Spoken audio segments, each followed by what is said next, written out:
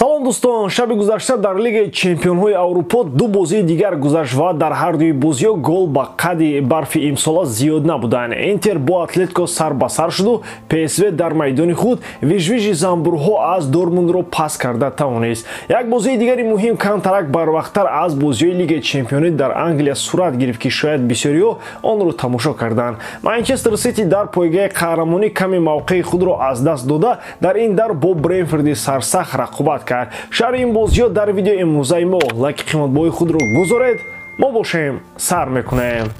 Дӯстон, Лигаи Чемпионҳо давом дорад ва имшаб яке аз бозии муҳим дар Неапл байни Наполи ва Барселона мегузарад. Ҳар дуи дастҳо дар чемпионати дохилии худ меланганд, аммо ҳоли Наполи боз бадтар аст, зеро дирӯз мураббии худро иваз намуданд ва дар ин ду рӯз Наполи чӣ гуна тағйир меёбад, ҳеҷ кас намедонад. Барселона низ мушкилиҳои худро дорад. Дастаи Хави бо як азобу машаққат се хол ба даст меорад, аммо натиҷа аст, зеро дар 4 бозии охир онҳо 3 ғалаба ва 1 мусовӣ доранд. Прогнози ман дар ин рақобат ғалабаи Барселона бо коэффициенти 2,45. Барои бозам шавқовартар шудани ин бозӣ дӯстони мо аз 1x ба он коэффициентҳои баландро пешниҳод мекунанд. Дар менюи асосии барнома ба аксия даромада дар ставка без риска ба ғалаба ва ё мусовии дилхуд даста то $50, яъне то 500 сомонӣ натарсида ставка кунед ва дар ҳоли сӯхтани чек маблағ ба ҳисоbatон бармегардад. Барои ин ба лични кабинет ворид шуда участия в аксияхро аз назар гузаронед ва боварӣ ҳосил кунед ки бонус на спорт фаъол бошад. Ссилкаи бозӣ дар комментария. Аммо бародарон, донед ки онҷо ҷои пулкоркунӣ ҳамавақта нест. Бозӣ кунед, вале одат накунед.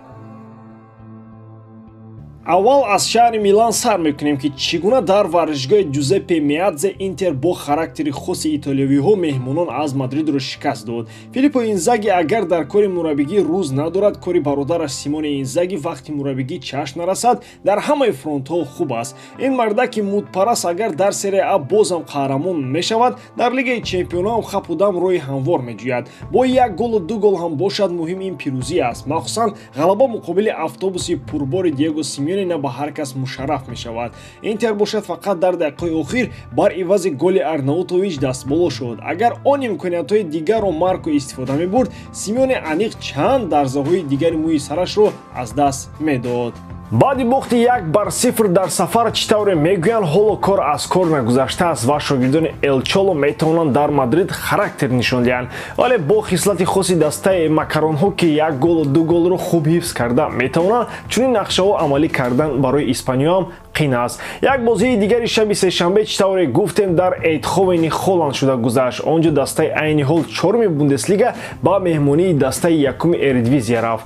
Боруссия агар ин мавсим дар чемпионат бозии на он қадар таърифӣ нишон медиҳад, вале ПСВ дар ватан бозии бениҳоят хуб дорад. ПСВ аз дастаи дуюми ба андозаи 10 хол пеш аст. Бо чунин арсенали холӣ дар ватан албатта ки дастаи Пётр Боз тайёр буд ки арақҳои дилхуд дастаро барорад. Ҳамин тавр ҳам шуд. Холландиё зидди дастаи Терзиш дар ҳамаи аспектҳои бозӣ зур баромаданд ва намуданд ки меҳмонон аз онҳо зиёд гол зананд. Ҳатто дастаи Ройсро хафа накарда боз бо 1 голу 1 гол ба муборизаҳои гармогарми Бундеслига гусел ҳам карданд. 2 голи бозӣ ва ҳисоби 1-1 ҳам аз голи нахусти Даниэл Мален дар дақиқаи 24 шурӯъ шуд, вале Люк де Йонг бо гол аз пеналти дар дақиқаи 56 ҳамагиро дар толор ором кард. Зеро ба голи хурдагӣ аз нафари худӣ бояд ҳатман ҷавоб дод. Даромади гап, ПСВ ин мавсим дар чемпионати худӣ аз 22 бозӣ ягон бох надорад ва бори охир чунин натиҷа соли 88 буд. Акнун баъди мусовии оромонаи 1-1 ПСВ дар идома бояд серияи бозиҳои бешикастро давом диҳад. Он гоҳ имкони ба даври дигар рафтани ин даста имконпазир хоҳад шуд. Акнун барои Боруссия дар майдони худ бозӣ кардан осонтар хоҳад буд. Як бозии дигари муҳим ва интересни барои мухлисони Ливерпул бозии эҳтиётии Сити дар чемпионати дохилӣ буд. Баъди оне ки Ман Сити бо Челси мусовӣ карду маълум буд ки всё равно Ливерпул 1 хол аз Сити пеш мешавад, асабоният дар Ливерпул зиёд буд. Сити бо 1-0 азоб ва 1 дарди зоб ҳам бошад 3 холи даркорӣ аз ҷанҷолҳо бо занбурони Брентфорд канда гирифт.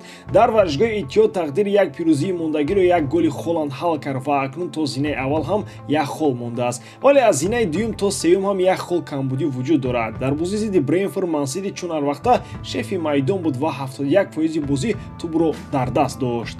аҷибон ки аз 25 зарбае ки 11 тоаш рост ба ҷониби дарвозаи Флекен буд, танҳо 1 тоаш гол шуду халос. Вале муҳим албатта 3 хол бар ивази ин ҳама қингариву араққуниҳо буд. 3 холи дар корие ки барои дастаи Пеп чун обу ҳаво зарур буд. Акнун ҳама медонанд ки Ман Сити то охири мавсим дигар фақат абарот мегираду ним хол ҳам аз даст намедиҳад. Вале Арсеналу Ливерпул бошанд, маълум ки то моҳи май ҳоло 2 холу 3 хол не, балки 2 бохт 3 бохтам карда метавонанд. Ин ҳама албатта ба фоидаи дастаи шайхон аст.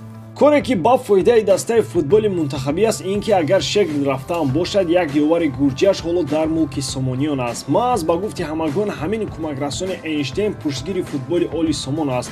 Ин мардакро ном Гелай Шекеладзе буда ба кишвари мо ӯро Шегрд чун ассистенти худ овард. Акнун баъди он ки овозҳо атрофи таъинкунии Черевченкову дигарон дар тими мунтахаб хомӯш шуданд, гапҳо атрофи ин гурҷӣ зиёданд. Гӯё ки Шекеладзе корро худ ба гардан мегирад ва дар бозиҳои ҳассос зидди Арабистони Саудӣ ва Урдун худ мунтахаби моро тайёр мекунад. Ин ҳам нафаре аст ки ба кулли комёбиҳои футболи ватан дар 2 соли охир, хусусан дар ҷоми Осиё шарик буда, ба қавли баъзеҳо мумкин кори тактикаву фаннии мунтахаб маҳсули дасти ҳамин нафар бошанд.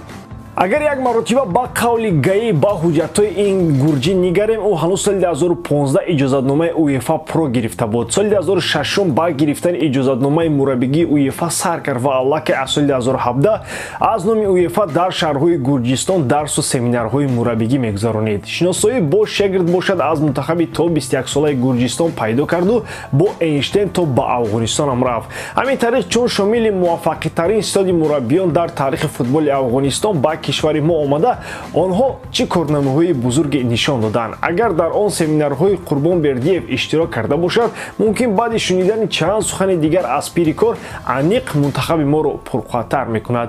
Муҳимтар аз ҳама, дар баробари ҳифзи натиҷаҳо боз мисли Шегрд дар мунтахаб интизом ҷорӣ карда тавонад. ба ҳамин тамом воридам ки эҷодкории ман ба шумо писанд меояд. лайк, комментария ва дар канал обуна шуданро аз ёд набароред. бо шумо мисли ҳар вақта Муҳаммад Гейров. Хай бародарон, дар паноҳи Аллоҳ.